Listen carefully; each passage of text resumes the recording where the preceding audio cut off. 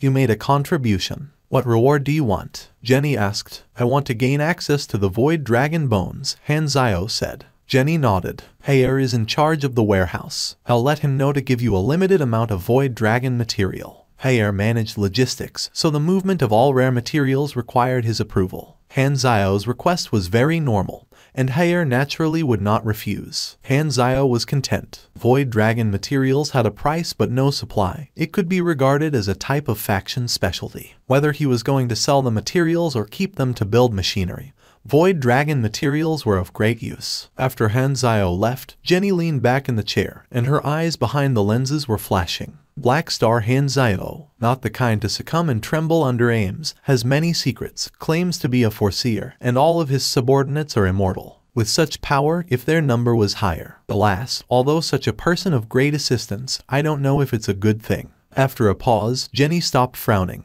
Never mind, it doesn't matter who he is, as long as Ames is still here, it's enough to suppress all accidental factors. Start the engine, let's go. Numerous drivers controlled the spaceship manually. The bottom of the spaceship spewed plumes, and just as it was the fixed rail of the dock, an announcement came to the spaceship's system. All captains, please note that we will encounter large meteoroids ahead. 3 minutes till contact. By then the shield will be fully activated. No spaceships will be allowed to enter or leave. The observed image from the radar appeared on the screen. A large, dense patch of white blocks were approaching at high speed, all meteoroids. This situation had made it too dangerous for an aircraft to move alone. Peggy hastily told the people to extinguish the engine and stayed, relying on the protection ability of the floating Dragon Island and make plans after this wave of meteoroids. The people in floating Dragon Island could originally see the universe through the artificial atmosphere.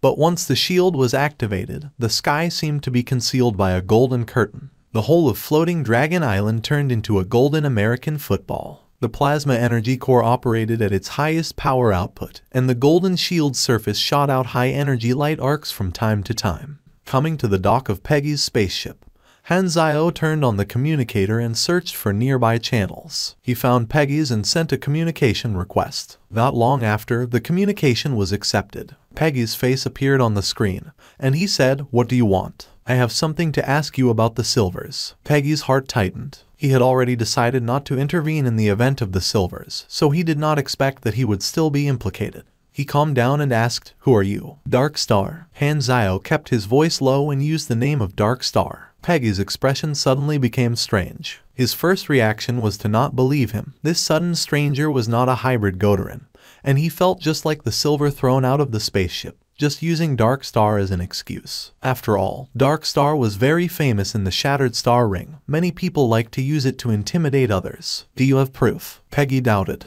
Hanzio acted tough and said coldly, "I'm the one asking now. The 2 silvers that you threw out of the spaceship had something that we want. As for my identity, I do not need to prove to you. As long as you try to refuse me, you will know that the person who killed you is from Dark Star. Of course, if you cooperate, I can pay some money for this information." Because the intel was limited, there were only the 4 points that he had speculated earlier, which was why Hanzio said this. Fortunately, it had hit the right spot. The carrier had exposed the fact that he was a Dark Star's carrier to stay alive, and only a few people knew this, including Peggy. Peggy did not believe it initially, but when he heard Hanzio's words, he immediately thought of the bead. Most of it made sense, and he was suddenly stunned. SHT, was that Silver really a Dark Star emissary? Did they really come to find him? Most of his doubts were gone. Now, Peggy was apprehensive and excited. After hesitating for a while, Peggy felt that he would rather believe than not. He explained earnestly, "There was a Silver who claimed to be the emissary of Dark Star. I found a black bead on him. I don't know what it was, but I thought it was valuable, so I kept it with me. But a few days ago during the scrimmage at the dock, the bead was lost. It might have been picked up by someone. Since the bead was no longer in his possession, telling the truth would cost him nothing. The other party was likely Dark Star, not to mention his idol. Just based on Dark Star's style of doing things, if he refused to disclose information, the end could be imagined." Hanzio narrowed his eyes. "Bead? What is that? I've never heard of this event before in my previous life. Could it be a hidden storyline?" "You are very cooperative. I will pay a reward for the information." "I don't need to be paid." Peggy rubbed his hands and said, "I just want to be able to join the Dark Star." Then it occurred to Hanzio suddenly. No wonder Peggy did not bargain before revealing the information. He turned out to be a hidden supporter of the Dark Star. At first, when Hanzio saw Peggy's information as a hybrid Gotoran, he had already guessed as much. The reason that he had chosen to act as Dark Star was not only just to cause trouble, he also wanted to try his luck. As it turned out, he had hit the target. With a cough, Hanzio said seriously, "I've seen your convictions. You're a Gotoran with resolve. Our great cause is in need of hot-blooded men like you." Before Peggy was happy about it, Hanzio's words took a turn. "However, we have strict screening procedures for new people. To prevent spies from getting in, there is one thing that needs your help. There's another force on this floating island. Before me, did anyone ask the same questions? Us? No. Great, we're one step ahead. This is your chance to do something for the organization. Just like me, they might very likely find you in a while, asking the same questions.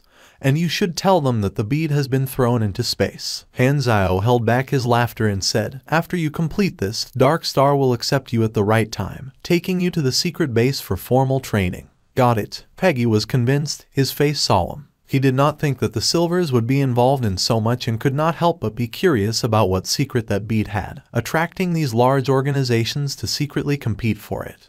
Hanzio turned away from the pier and changed to his original clothes when there was no one around. "So, what Dark Star wants is a black bead, but its whereabouts are unknown." Although he did get something, the intel was still not enough. If he used normal methods, the trail would end here. However, Hanzio did not use normal methods. "Since the goal is known, I can try to use Destiny's Child's card. Hopefully it will give me some valuable information." Since he at least needed to know what the target was, Hanzio decided to use the Foreseeing card. Although the intel from Peggy was very little, it happened to just meet the requirements. You used usages 3 divided by 5. The familiar hazy fog appeared, like a dream scene. Hanzio's line of sight passed through the fog, and the black bead appeared in front of his eyes, caught by a palm. Looking up along the arm, a handsome face fixed in the eyes of Hanzio. After a full 2 seconds, the image shattered. Hanzio was back to the original environment, as if he had experienced an illusion. YG.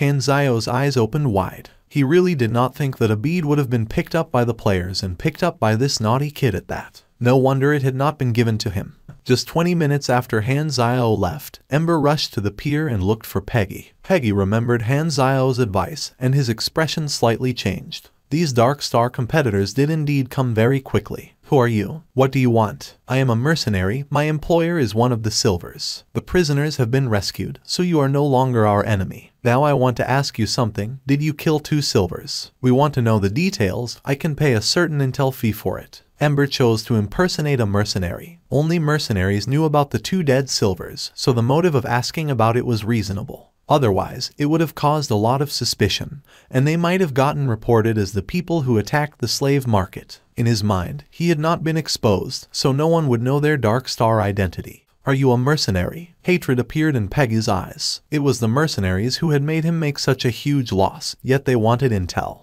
"If not for that Dark Star agent's advice, I wouldn't even talk to you." "As long as you are willing to answer," Ember said, "I can pay 50,000 to make up for your loss." This is a large sum of money. His eyes turned around, pretending to be moved by the money, and started talking about the process of capturing the Silvers, only hiding the secret message bead. As expected, Ember listened to the very end and found the information that they wanted was missing. He had no choice but to make his goal clear. "Did you get a black bead from these 2 people?" "What bead?" "Never seen before. I threw them out of the ship and was too lazy to waste time frisking." "The thing you're talking about is probably drifting in the universe." Peggy sneered in his heart and lied, following Hanzio's advice. A flash of disappointment flickered in Ember's eyes. This was the worst result. If the carrier's corpse had accidentally been caught by a star's gravity, the secret message bead would have turned to dust as well. If absorbed by a black hole, it would also not ever be found. "By the way, has anyone ever asked you the same question?" Ember suddenly asked. "No." Peggy denied it immediately. Ember frowned and transferred the rest of the reward to Peggy before leaving with a heavy heart. Now, the trail had been broken. Their task force had no use, so they could only report it to the headquarters. In the spaceship, Peggy looked at the black communication screen before smiling, full of anticipation. Joining Dark Star had always been his goal, but because Dark Star was too mysterious, he had not had an opportunity to contact them. That had always been a great regret for him. And now, the opportunity that he had been dreaming of had fallen from the sky. I have made a contribution for Dark Star. After waiting for so long, I've finally caught the opportunity. I finally can join Dark Star. Near the ruins of the slave market, the players did not have to return to the guards. They were temporarily settling the Volga brothers and Arashia down. They surrounded Arashia like butterflies. Arashia's beauty was over the top, so it was very pleasant to the eyes. Furthermore, she was a beauty suffering from amnesia. With Bun Hit Dog as the representative, the hormones of most of the males were flooding, and they chatted with Arashia excitedly. Arashia was very calm. She did not have any interest in the surroundings, so she was only replying from time to time. On the side, the god players of the various clubs kept their distance, maintained their reserve, and chatted with each other. At this moment, all the Black Star Mercenary Group players triggered a new mission simultaneously. Mission Introduction. Some time ago, Black Star lost a black bead. Anyone who finds it and gives it to him will get his reward. Mission Requirements. Turn in the black bead. Reward: 180,000 experience, plus 200 Black Star Mercenary Group favorability, Sunal Officer Class Armor X1. Remarks: this mission is a competitive mission. Only one person can receive the reward. All the game players were in an uproar, surprised. How was the mission triggered? Bun Hit Dog was at a loss. Should be a sudden mission. But why did Hanzio only just realize that he lost something important? Maple Moon grabbed her chin and murmured with a thoughtful expression. However, the concern of the other players was different from her. They did not ask why, they just cared about the reward.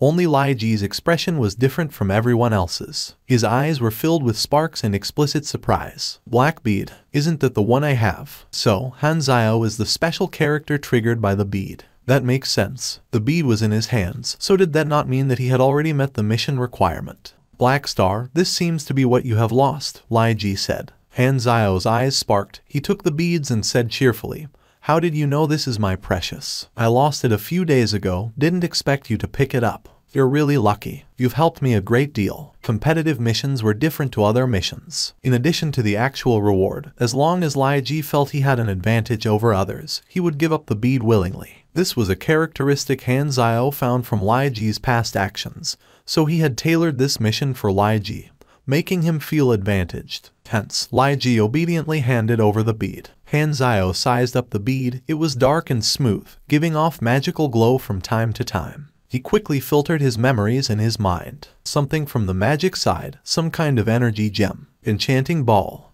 Unlikely, Dark Star took it so seriously. This bead should be more precious, maybe a secret message bead. A secret message bead was a high-grade magic safe, only unlockable with a special verbal password. Its confidentiality principle was the precise magic seal formed by magic patterns similar to a maze. Only the password could trigger the eye. It was very complicated. Of course, since there was a lock, there was a corresponding method of breaking that lock. But the use of large magic deconstruction instrument to analyze the magic lock, or having high-level mages unlock it artificially, the secret message bead would thus be pried open. What's important is not the bead, but the things inside. Originally, he had thought that the bead would trigger a hidden mission, but it seemed like the secret message bead was just a prerequisite. A few days later, Peggy's spaceship had long been away from floating Dragon Island. It was slowly sailing in an unpopulated star zone. There were no fixed stars there, only dead gray planets filled with dead silence. Suddenly, folds appeared in the dark space ahead, and a huge object hundreds of times larger than Peggy's spaceship came out of the stealth mode, stopping in front of Peggy's spaceship. The size comparison was like a bean and a watermelon. This object was tall and ferocious, completely black apart from some subtle golden patterns. It did not have a streamlined shape but consisted of two isosceles trapezoids fused together from their bases like a prism. This was not a normal spaceship. It was Dark Star's medium mothership, similar to a mobile base, containing a large number of combat ships. One mothership signified a fleet. Dark Star had no fixed bases. All of their bases were motherships, perennially in stealth and mobile states, moving everywhere. That was why the organization was mysterious and difficult to contact. No one could grasp Dark Star's position. Peggy was overjoyed when he saw this. Dark Star did not break their word. "They've come to take me in." At this moment, Peggy thought that the Dark Star mothership had specifically come just to take him in. For him, the Dark Star had made such a large display. He felt the attention from Dark Star and was moved to tears. The spaceship approached the connecting channel, and the mothership captain waited at the channel entrance with other troops. Just as they were about to tear open the door of the spacecraft with their power, Peggy opened the door and walked out. Seeing everyone was a hybrid Gotoran, Peggy was filled with excitement. He had finally found the organization. With an excited tone, Peggy said, "I've been waiting for you for a very long time." Dark Star warriors initially had cold expressions, but now they could not help but looked at each other in bewilderment. It was the first time that they had seen a target who not only did not resist but also took the initiative to cooperate, looking like he had just returned home. Did this guy not fear death? Bold. The captain nodded in approval before waving. Seize them. Dark Star warriors swarmed in. Peggy was pressed on the ground, all the while thinking that this was Dark Star's welcome ceremony. He confidently shouted, "Rest assured, don't have to doubt my loyalty, I absolutely will not resist." "Boss, I think they are for real," one of his men said with a sad face. Peggy glared and yelled, "Shut up.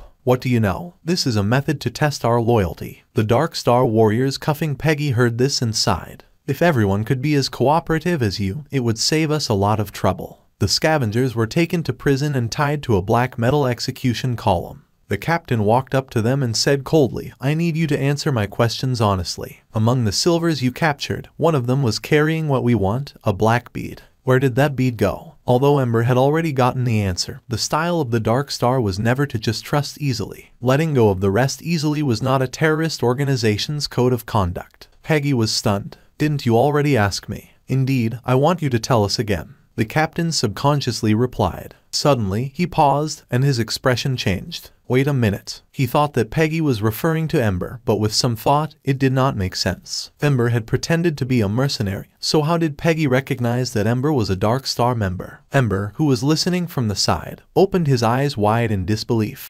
The interrogator. Cly claimed to be a Dark Star agent, cough cough cough. Ember frowned. "Captain Sarota, let go. You're strangling him. Let him finish the whole story." Captain Sarota backed off, and Peggy coughed loudly, as if he was going to cough out his lungs. Eventually, Peggy realized that something was wrong, and with a hoarse voice, he said while shivering, "A mysterious hooded man who claimed to be a Dark Star emissary found me. His target was that black bead as well, so I told him of its whereabouts. I have always admired you, so when he promised to let me join Dark Star as long as I lied to the next group of people that came to ask about the bead, I agreed readily." The situation suddenly complicated. There seemed to be another mysterious force that had their eyes on the secret message bead, and they had even used Dark Star's name to trick people. They must be tired of living. They were directly provoking Dark Star. Once they found the culprits, they would make them beg for death. What about me? Peggy did not have the same confidence that he had moments ago. He was panicking, but he felt that he had given them the intel and helped Dark Star to find out more about the hidden enemy, which should have been considered a contribution. Sarota glanced at him, then gestured. The surrounding Dark Star warriors all raised their light energy rifles and aiming at the column. All the scavengers were frightened. They struggled and hastily begged for mercy. "Don't kill me. It's just a misunderstanding. I didn't mean to deceive you. Dark Star is my idol. I have always wanted to fight for the cause of the hybrids. Please let me join you." Peggy was trembling as he exclaimed, "You really want to dedicate yourself to Dark Star?" Sarota's eyes flashed. "Yes, Dark Star is my faith. I would do anything for you." Peggy hurriedly revealed his heart and expressed his loyalty. "Well, for us, you being dead is more useful than being alive." "Dark Star appreciates your contribution," Sarota sneered. The murder was the biggest purpose of the Dark Star for this trip. The fewer outsiders in the world that knew about the whereabouts of the secret message bead, the better. Bright lights burst from the energy rifles, melting wounds in the scavengers one after another. The laser expanded in Peggy's eyes, and his line of sight became all white. He opened his eyes wide and roared, "No." The dense wounds were all over his body. Peggy's head fell limply to the side with his eyes wide open. He had died with so many regrets. He had thought that his dreams of joining the Dark Star was going to come true, but never had he expected that he would eventually die at the hands of Dark Star. 10 Refined Void Dragon Pith. These cute little things are yours. The effect of the Void Dragon Pith was a permanent increase in attributes with no side effects. It was extremely precious to the players. Hanzio picked up a tube of Dragon Pith and observed it carefully. After 3 consecutive injections, he received a total increase of 8 strength, 11 endurance, and 2 charisma. If the dosage reached a certain level, the quantity accumulation would trigger a quality change, receiving the talent called. Its effect on the surface included ordinary effects of increased speed and dodge rate, but the real benefit was that it would affect the choices during his race evolution. Heyer was surprised. You are injecting too much. Are you not afraid of genetic mutation? Enough is enough. Han Zhao shook his head, indicating that he could do it. It was genetic mutation that he wanted. At his 7th injection, Han Zhao's body turned stiff. A cold and hot mixed feeling exploded in his body, and his legs became unsteady. He staggered, and his back hit the shelf as he wheezed heavily. His frown was so wrinkled that it could almost squeeze a fly. He clenched his teeth very strongly. All the nerve endings in his body were transmitting a sharp pain to his brain, and every vessel was beating and bulging. If there was a super who was good at sensing present, they would discover that Han Zhao's life rhythm was changing. Not only had it started surging and become stronger, there was also a mysterious trace of the void. You have gained the talent. Your senses can detect the changes in space, giving you a stronger reaction speed and more flexibility. Plus 28% movement speed. Plus 15% dodge rate. Black Star, Lord Ames wants to see you. A new panel of virtual holographic image popped out from the communicator, and Ames' delicate face appeared. She was floating in the vacuum space directly with her body, surrounded by force field protection. She seemed to be fighting a strong enemy. However, the lights were all deflected by the invisible force field barrier, falling like bombs onto the unpopulated planet under her feet. Apparently, the battle had lasted quite some time. 1/10 of the planet had disintegrated, like an apple that had been bitten once. Ames spoke, but no sound was heard. She realized something, then controlled the force field and grabbed a large pile of gas from the planet, shrouded herself in an artificial atmosphere, and only then was there sound. I've listened to Jenny's report. Your team has excellent combat capability, and it's a waste for you to stay on Floating Dragon Island. Anyway, you were mercenaries originally, so I approve of your activities to be outside. Furthermore, I have a suitable mission for you. You've met my teacher, so help me find information on him, Ames said.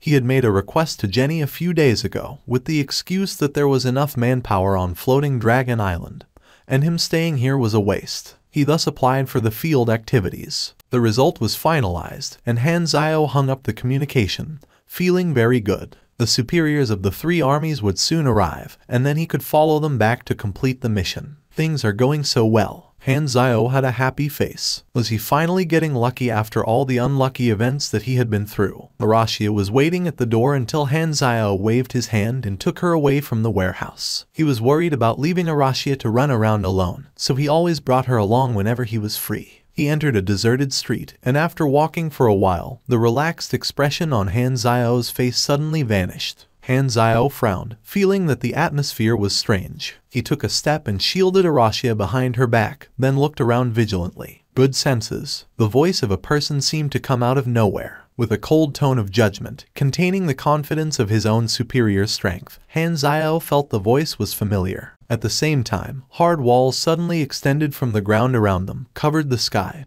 and trapped the two of them like a cage. The soldiers of the Dark Star Task Force appeared and surrounded the two people. Ember stood at the forefront. He stared at Han Zhao with an expressionless face, as if everything was under his control. Black Star Mercenary Group Captain, we need your help. Come with us. Not resisting will save you some pain. Han Zhao's eyes became extremely serious. Han Zhao tried to use the communication channel, only to hear the sound of electric currents. Don't waste your time. Strong signal disruption devices have been planted nearby, so no messages can be sent out. You can't call for help, Ember said indifferently. It seems that you think you've got me in the palm of your hands. Han Zhao kept calm and said, since I have no way to escape, tell me what is it that you want me to do, and maybe we can agree to some terms. I don't want to fight a meaningless battle. We want you to ask the mercenaries about the whereabouts of a black bead, Ember said. Hearing this, Han Zhao analyzed quickly in his mind without changing his expression. It seemed that Dark Star was able to pry out the truth from the mouth of Peggy. They most likely also knew that there is an imposter using their name who is also competing for the secret message bead. But they don't know that the imposter is me. I've been attacked this time not because I'm exposed but because I happen to be one of the targets. Han Zhao squinted and behaved like he did not seem to know what the bead was. This is just a small matter. I can help, so there's no need to use force. Ember took out a small transparent box containing a large number of nanotechnology insects the size of sand that were used to control the brain and heart. They would be able to take one's life anytime once injected into the body. After you inject this, then we can talk about our cooperation. Looks like I don't have a choice. Han Zhao shook his head.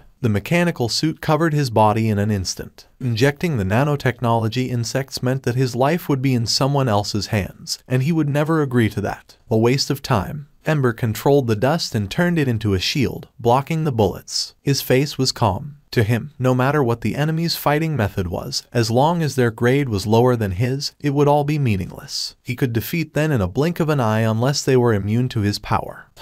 Ember activated his power and extended his senses. His vision changed, and Ember could see Hanzao's body's atomic structure clearly. The Esper power that had worked countless times did not work this time. Ember could not control any carbon atoms in his body, its structure was unshakable. The calmness on the face of the Ember was suddenly broken and replaced by dismay. "It's you." Ember stared suspiciously at Hanzao. It turned out that the witness on that night who caused the mission to fail was this mercenary group captain, Black Star. "Our last battle was too short to determine a winner. This time, I'm not in a rush." The witness was the reason that the attack had been exposed, and his real identity was their target this time, Black Star. With both old and new grudges, Ember was full of fighting spirit. He decided to go all out this time. 3 pugilists covered in flames surrounded Hanzao in a triangle shape. Banged. With a swing of the scythe, they clashed. The aftershock echoed in the prison cell. Arashia was forced to the edge and could only watch. Ember was very curious about Hanzao's ability to resist his powers. Anyway, the signal disruption device was already set up, and Black Star could not call for backup, so there was plenty of time to find out. As Hanzao was attacked and having a tough fight, all the players far away on the other side of the floating island who were doing their duty in aircrafts triggered a new mission. Mission introduction: your captain has been ambushed and is engaged in a tough fight. As a member of the mercenary group, you are his backup. Mission requirements: arrive at the scene quickly and provide backup for Black Star. The coordinates are: reward depends on the speed and number of the backup. Rejection consequence: -300 Black Star mercenary group favorability. All the players became spirited. There was one more mechanic who was good at electromagnetic disruption and smart hacking, connecting to Amphipter through his own combat suit and disrupting Amphipter's system through the hacking program that he wrote. He was even trying to take control of Amphipter. Hanzao's smart technology was still within the bounds of basic knowledge, so he had no choice but to turn off most auto functions and leave only the nerves connection controls on, to stop detection and analysis as well as to prevent Amphipter's system from being taken over. This mechanic was also controlling numerous shield generators to block attacks for his teammates. The last one was an electric mage. His cooperation with Ember was the closest, unleashing his electric sorcery by using the carbon dust as a bridge. Ember turned them into graphene, which was more conductive, to increase the power, attacking Hanzao from all directions and burning the internals of Amphipter. Attacks rained down on Amphipter, and the number of wounds gradually increased. Facing 7 enemies of the same grade and one whose grade was even higher than his own, Hanzao was like facing a terrifying tsunami.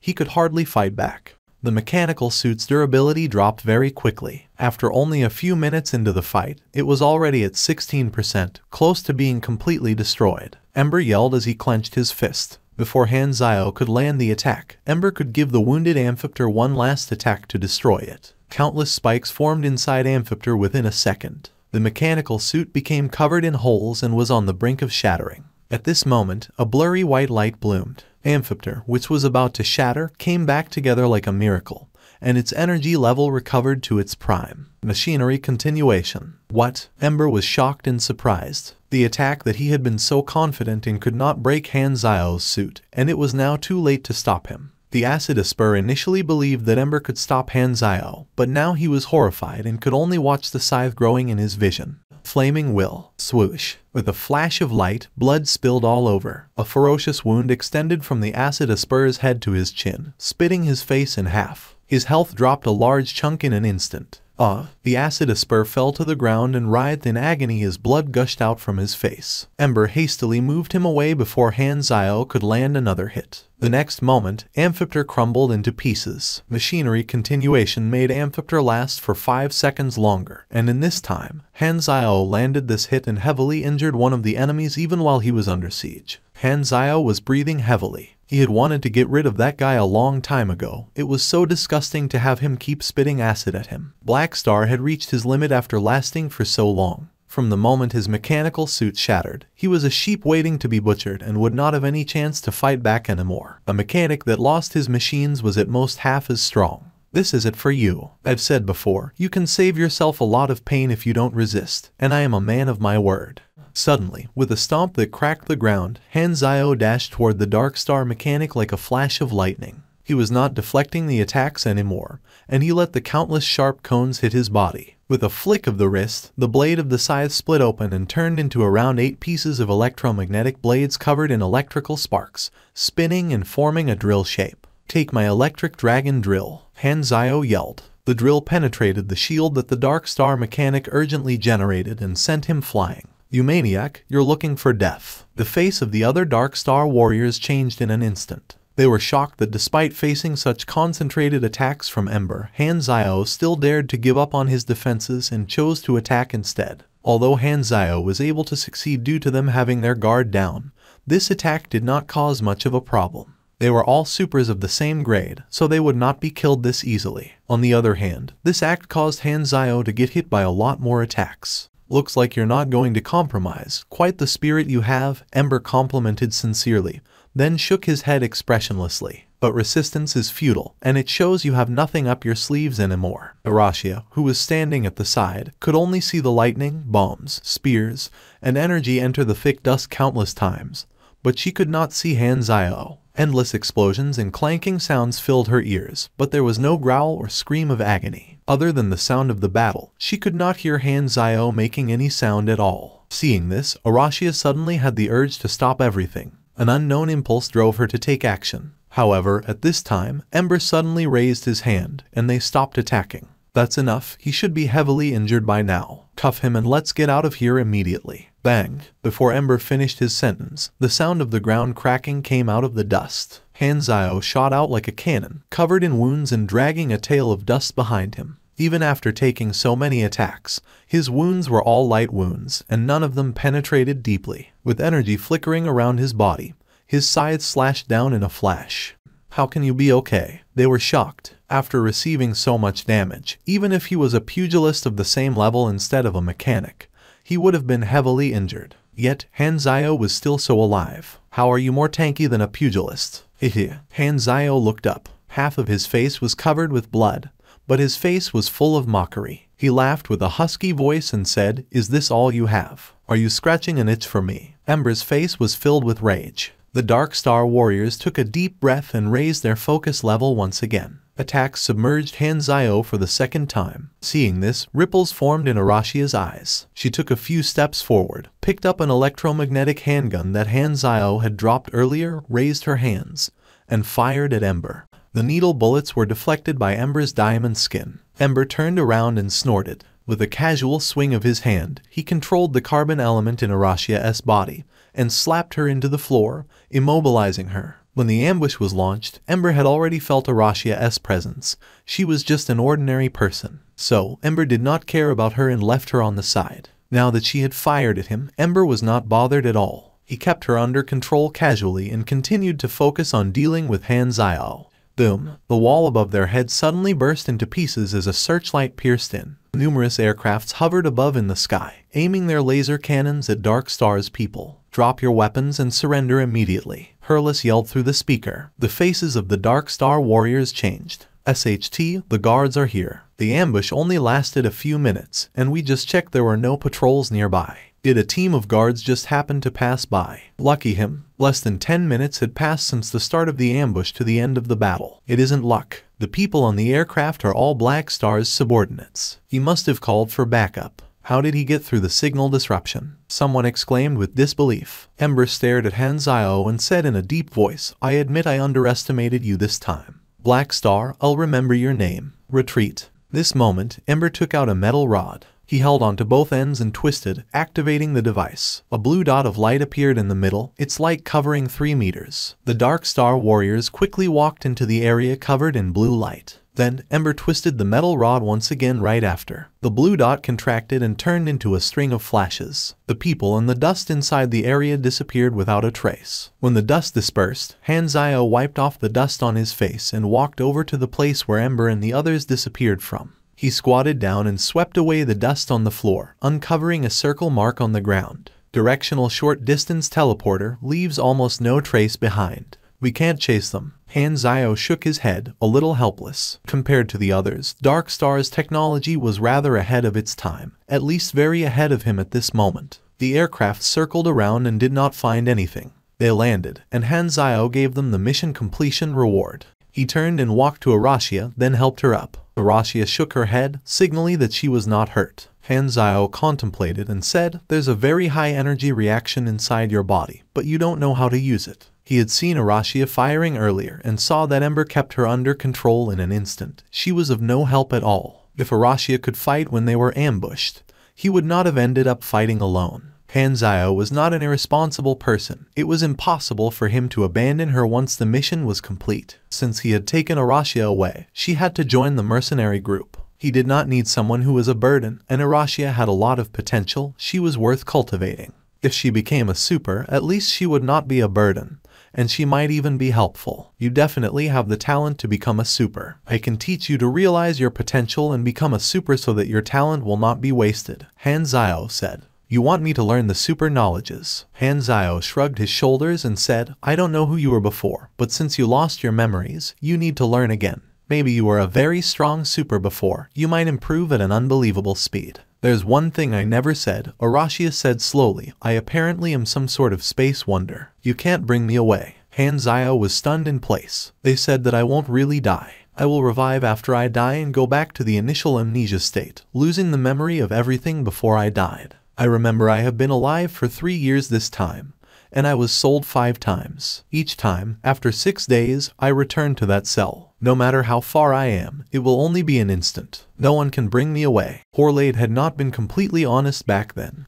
Han Zio did not know about Arashia's secret. Now he realized that Horlade had been promoting her because he knew that she would be back in the end, and he was using that as a scam. The truth might be in the memories that she had lost. What Han Zio cared most about at this moment was that Arashia could not be taken away. Is there no way to solve it? I don't know. Arashia shook her head and said, only 3 more hours to the 6th day. The mission requirement was to save her from the slave market and stay with her for 6 days. Only now did Han Zio know the difficulty of it. However, since it was a mission, there must be a way to complete it. There should be clues in that cell. Han Zio ordered the rest of the people to patrol around and look for the enemy, although he did not have any hope of actually finding anything. He summoned the backup amphipter and wore it, then accompanied Arashia to the slave market. Ruins? She suddenly asked, why do you want to bring me away? Han Zio paused for a moment. He definitely could not say that it was a mission requirement, so he said, I'm very curious about you. Curious? Arashia mumbled. What is that? Curiosity is the desire for knowledge. For example, when a normal person loses their memory, they want to know who they were before. This is a type of desire. Desire? I don't seem to have this sort of thing. Arashia tilted her head, pondered, and said, is the reason for you teaching me how to use the energy inside my body also your own desire? I want you to be stronger and become a help to me, Han Zio said honestly. He had figured out a few ways to communicate with Arashia. There was no need to pretend, he just had to be straightforward and express his motive. As always, Arashia still had a carefree attitude.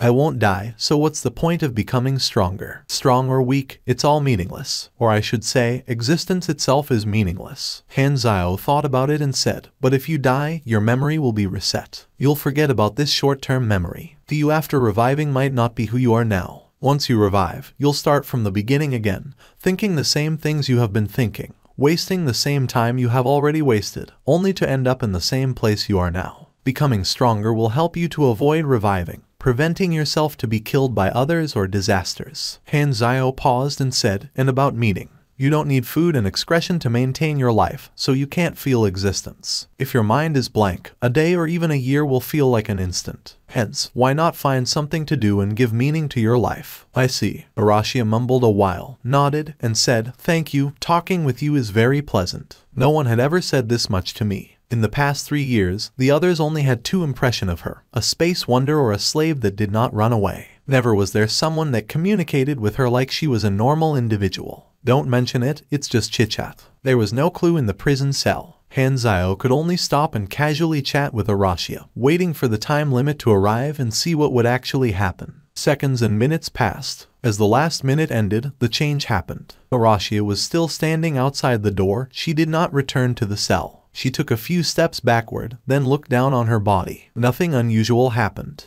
Completed. You have received 1,800,000 experience. Han Zio was so surprised her eyebrows almost raised uncontrollably. He hardly did anything at all, yet a space wonder that even the floating dragon could not resolve was gone just like that. There was definitely more to it. You have triggered Great a hidden chain mission. Mission introduction. Arashia is a unique life form. An enormous secret lies within her. Bring her alongside you, and one day, this secret will find you. Reminder, this is a chain mission. The next mission will only be unlocked once the previous one is completed. First round, teach Arashia. Help her to awaken her power, control the energy inside her body, and reach grade B. Reward, 5,200,000 experience, 1x random reward, plus 5 Rista favorability. Failure condition, Arashia dead. Chain mission type grade a hidden mission. Han Zio was shocked. This was usually something that only happened in large main storyline events. He had no information about this storyline in his previous life, which meant that no one had triggered it. This was an unknown event. He was more assured that Arashia was not ordinary. The mission name was, what did that mean? Also, who is this person called Rista? Apparently, I'm able to leave. Arashia was confused. What did you do to me? I have no idea. Han Zio said. Anyways, this is a good thing. 2 days later, the superiors of the 3 large mercenary group arrived late at Floating Dragon. Jenny had a meeting with them. After she accepted their apologies, she finally released Goa, Porter, and Serlini's teams who had been locked up for many days. Right after these people got out, they surrounded Han Zio and expressed their gratitude and praise. The superiors of the 3 armies came to contact Han Zio with very friendly attitudes. The 3 of them had come to send him off, which meant that they gave him a lot of face. Even the superiors of the 3 armies were only able to see Jenny. Her Excellency Dragon Emperor has allowed you to be a field team. You're now a field commander. Your power is Floating Dragon's external military power, so we hope you can grow stronger quickly, Jenny said in a very formal tone. This gift is for you. Han Zio's eyes sparkled as he opened to look at it. Inside was a mini portable nuclear reactor. Stable nuclear reactors were something that could only be built with advanced energy knowledge. Energy knowledge was more difficult to obtain than compression technology, so he could not build it currently. Now that he had the reactor, he could add materials and use it to generate power, then use it at the power core of a mechanical suit. The output of the mechanical suit would reach new heights. Thank you. Han Zio nodded with joy on his face. After Hayer walked away, Wilcinder came closer and said, Hayer is a little ugly. I felt he was hard to look at initially but got used to it after some time.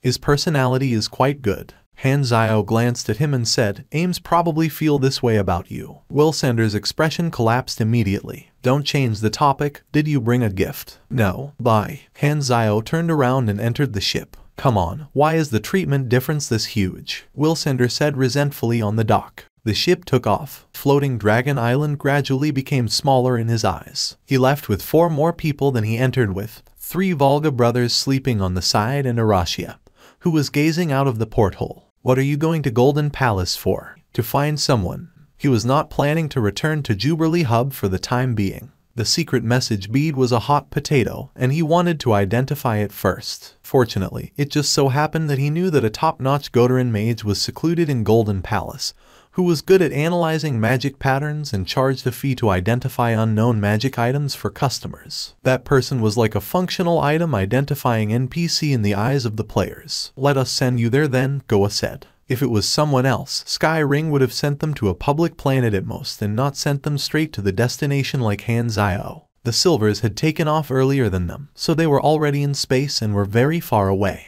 They could barely be seen. At this moment, an enormous and thick laser beam suddenly penetrated the Silver spaceship. The next moment, the Silver spaceship turned into a firework in space. Everyone saw the explosion, but no sound reached them through the vacuum. The Silvers who were just inviting them to their home not long ago were now all turned into ash, dying silently. There was no sound in outer space. Death seemed like a small matter. It was deadly silent outside, but it was loud inside the spaceship. What's going on? Who attacked the Silvers? The Sky Ring mercenaries were stunned. This time, space ripples appeared. A large and black Dark Star mothership deactivated its stealth mode. Many small battleships detached from the mothership and approached quickly like black locusts. Their targets were the 3 mercenary spaceships. All the people who might have seen the secret message bead were captured, and Dark Star had yet to find the bead. The mercenaries were the last target, the possibility of it being with them was the highest. However, Dark Star did not know whose hands it was in, so they decided to target all the mercenaries. After Ember's failure, Dark Star ordered Seroda's fleet to come to the planet where the Silver Employer was and capture all the mercenaries ruthlessly. Inside the secret message bead was something that Dark Star had spent 100 million enas to buy, a key item for them to deal with Godera's plans. There was no way they were going to give it up.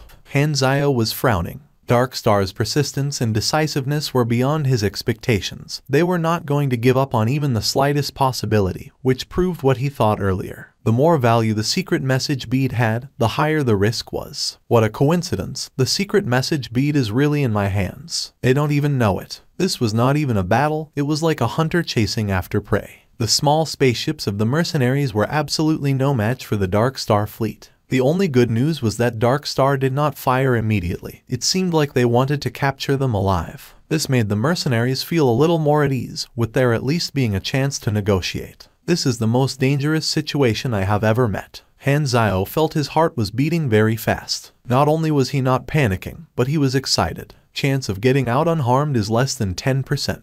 Now, this is interesting. He licked his lips, and excitement flashed in his eyes. Those that were faced with imminent death either became terrified of death or fearless. He happened to be the latter. After experiencing countless dangers and even dying once, he had surpassed fear long ago. During the process of the spaceship diving down, the pilot sent out a distress signal to the area channel.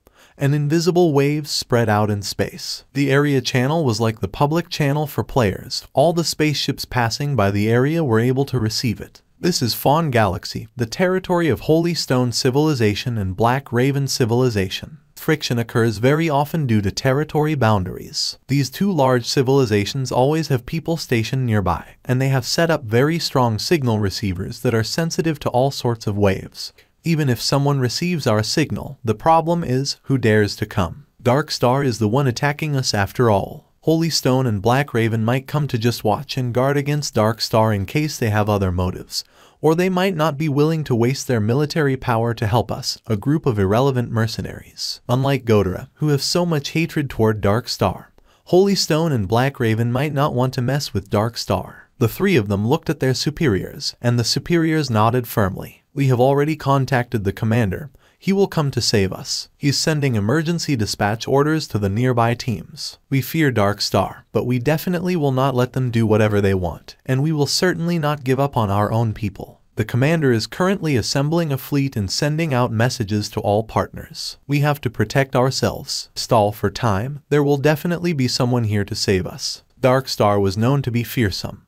But Sky Ring, Blades, and Purple Gold were not some organizations that they could easily mess with. Other than their own forces, they also had a very complicated network in the mercenary industry. They had many partners, and they were all very strong individuals or organizations. It was not simply three large armies that Dark Star messed with. It was half of the entire mercenary industry throughout the three nearest star clusters. In other words, Dark Star was used to being unbridled.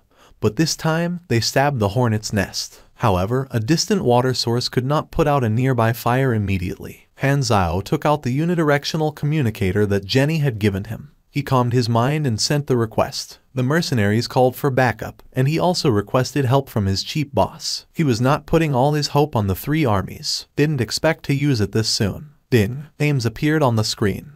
Ames was sitting in front of a small hovering table, and on it were all sorts of unique and rare foods. The four beyond grade of beings in the Shattered Star Ring knew each other. Fighting was just a kill time, and once they were tired from fighting, they would sit down to rest and have a meal together in a very peaceful manner. Ames' eyebrow raised a little. "It's you, my new subordinate. Did you forget my name?" Ames swiped the communicator like she was looking for something. 1 second later, she said with a very natural tone, "Black Star, what is the reason for you contacting me? Have you found the whereabouts of my teacher?" She emphasized Hanzayo's name like she was trying to say that she did not forget. Hanzayo shook his head and said, "The aircraft I'm currently in is attacked by Dark Star. The situation is dire, so I'm here to ask you for help." "Why did Dark Star attack you?" Ames asked curiously. Hanzayo coughed. "A few days ago, Dark Star caused trouble on Floating Dragon while you were not there. It seems like they were up to something. Coincidentally, I happened to disrupt their plan. This attack should be an act of revenge." Ames tilted her head. She recalled Jenny's report. Now that Dark Star was mentioned, she seemed to have some kind of beef with Dark Star, and she had even been planning to find trouble with them earlier. "Alright, wait there, I'll go when I'm free," Ames said with a casual tone, then hung up the communication. Hanzio was speechless. Ames' attitude was carefree, so he had no way to force her to come immediately. He was not strong enough, so he could only seek help from someone stronger. "You have triggered an urgent mission. Mission introduction, start running. Mission requirement, escape Dark Star's pursuit and stall till backup arrives. Reward, basic reward 800,000 experience. The final reward depends on mission rating. The basic reward is given when achieving the lowest rating, D. After lasting for 2 days, the mission rating will reach D. The rating will increase by 1 level every 12 hours thereafter. Failure condition, captured by Dark Star. Hanzio analyzed the information that he read between the lines of the mission. The lowest rating requires me to last for 2 days. This should mean the earliest backup will only arrive after 2 days, which means that we need to fight alone for 2 days. He was instantly troubled. They might not even last 2 hours, let alone 2 days. Warning, 67% energy left in shield. Energy level entered the yellow warning zone. Please refill in time. Energy core close to overload. Please cool down in time. A string of warnings was announced, like a hammer hitting their hearts. The pilot's face was pale. Suddenly, they saw Hanzio walk out of the crowd. He walked to the pilot's side, pressed on his shoulder, and said in a confident tone, "Stand up, give me the seat." The face of all the mercenaries in the spaceship changed. "Changing pilot during the fight, are you sure?" Goa stared at Hanzio and said, "This concerns the life or death of everyone here. Do you know what you're doing?" Hanzio nodded and said, "If he continues piloting, the chance of crashing is 99%. If I do, it's only 30%. Phew." The pilot was outraged. Goa stared at Hanzio for a full 2 seconds, then nodded and said, "Okay, you do it." They suddenly heard an announcement from the system. "Adjustment complete. Shield output decreased to 20%. Have you lost your mind?" The pilot yelled uncontrollably. Everyone was shocked. Hanzio weakened the shield as soon as he took over. The spaceship's defensive capability was largely decreased. If they got hit by attacks like earlier, the body of the spaceship would be damaged. Was that reminder all for nothing? Goa was filled with regret. Just as he was about to yell, another announcement sounded from the system. All energy is being directed into the engine. Complete. On a desolate, unpopulated planet, a chase was underway on its gray plains. Almost 100 hovering ships were chasing after the Sky Ring spaceship. The Sky Ring spaceship's exhaust flames expanded violently in an instant. The sudden increase of speed was like a tornado that stirred up countless dust from the floor. Dashing at a low altitude, the head of the boat was covered in dust, like a high-speed triangular speedboat dashing across the ocean. Boom. The hovering ships hastily increased their speed as well, but they could barely keep up with the Sky Ring spaceship. Although it felt more dangerous, the number of times that the spaceship got hit decreased drastically. Fantastic. Goa's tone changed instantly. A glimpse of a smile appeared on her expressionless face. At this pace, the damage dealt by the hovering ships will be minimal. You did very well. What? Hanzio was confused. This is just basic controlling. I have not done anything yet. The higher the speed, the better his controls. He was far from his limit at the current speed. Sadly, if he increases the speed further, the shield would be too thin. Hanzio stretched his wrist and said, "Hold on tight." With the lesson of falling right on the floor earlier, no one ignored his reminder this time. Hanzio could still divert his attention and said, "Come and control the weapon. If we keep running and don't fire back at all, it will be the end of us sooner or later. Fire when you see a chance." The pilot hastily followed the order and sat in the weapon operating seat. Compared to Black Star, his piloting skills became completely ordinary. He made a sharp turn and escaped to the side.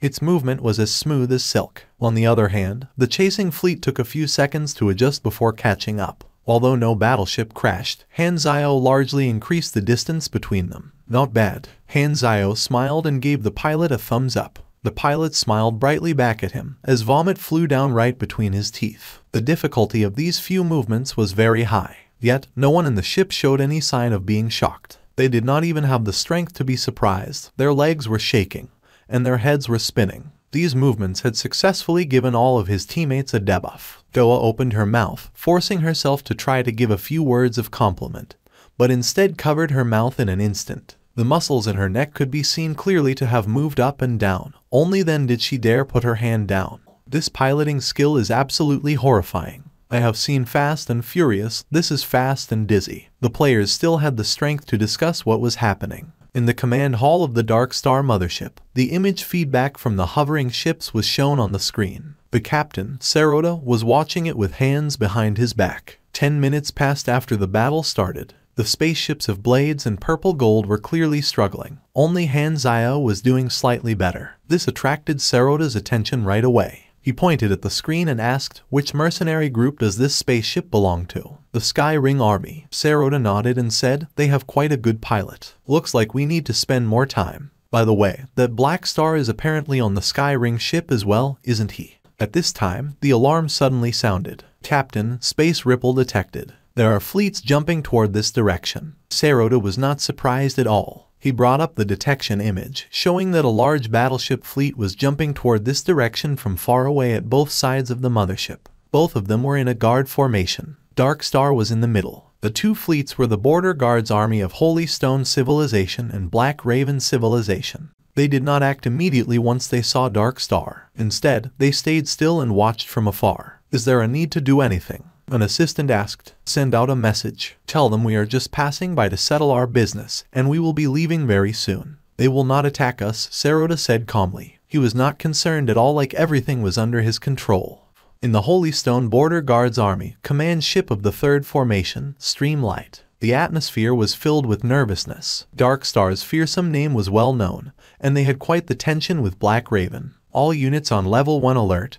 Hold the position. At this time, Streamlight received a message from the Dark Star mothership. Sarota expressed their motive, emphasizing the fact that they meant no offense to Holy Stone and Black Raven. They were just carrying out a pursuit, of which the targets were some mercenaries. Once the mission was completed, they would leave immediately. Shivate's titan face relaxed a little, and without thinking, he said, tell them that it's possible for Holy Stone to not interfere with Dark Star's operation. But during this period, no suspicious action will be allowed. We will be monitoring from here, and we hope they leave as soon as possible. Shivate did not want a war to break out. There were many reasons. The first would of course be, they did not want to mess with Dark Star. The entire Shattered Star Ring knew the ugly history between Dark Star and Godera. No one wanted to be part of it. The most horrifying characteristic of Dark Star was that they were very stealthy. If they lost the battle, they would still be able to run away, and the revenge afterward would make you suffer a large loss. Secondly, if they fire, it might very likely cause Black Raven to misunderstand, which would then turn into a scrimmage, leading to a territory conflict. If he was determined guilty of deliberately starting a war in the court-martial, the punishment for that was very heavy. At this time, all 3 ships received the same message.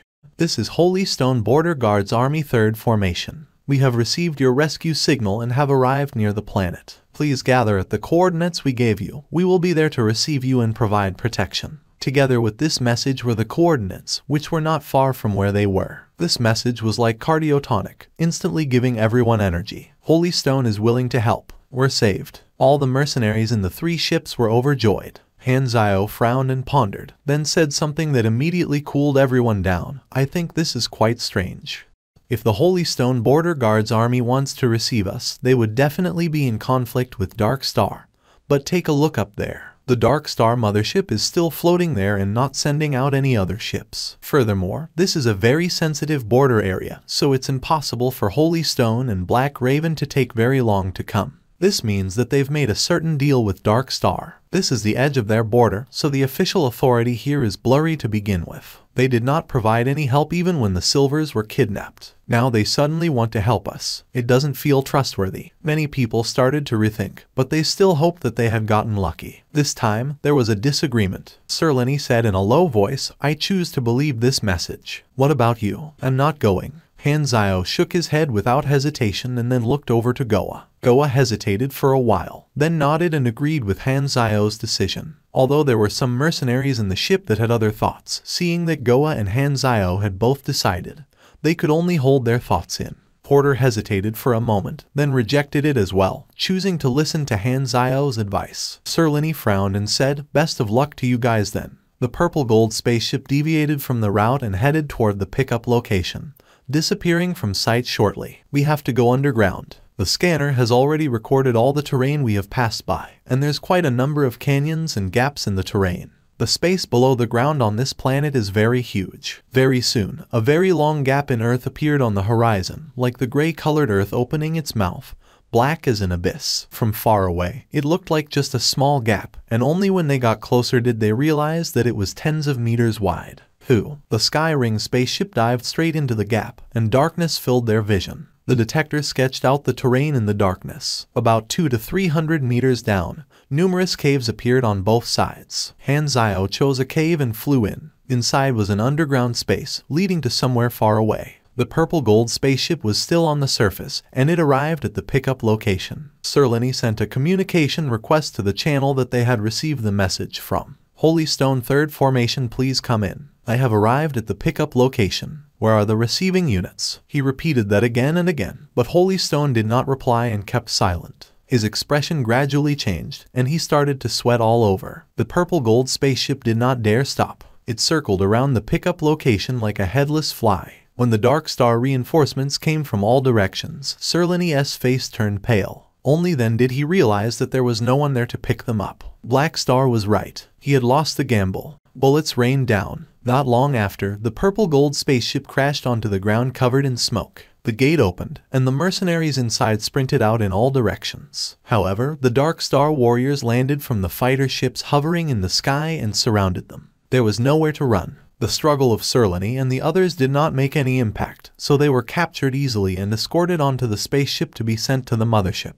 Everyone in the 2 ships that were descending underground saw what happened to Purple Gold. Seeing that their friends that had once fought alongside them were in such a dire situation, everyone was grieving. If not for Hanzio standing his ground, they would have ended up the same way. The mercenaries looked at Hanzio with even more trust in their eyes. Thank you for watching. Subscribe and enable notifications so you don't miss the next chapter.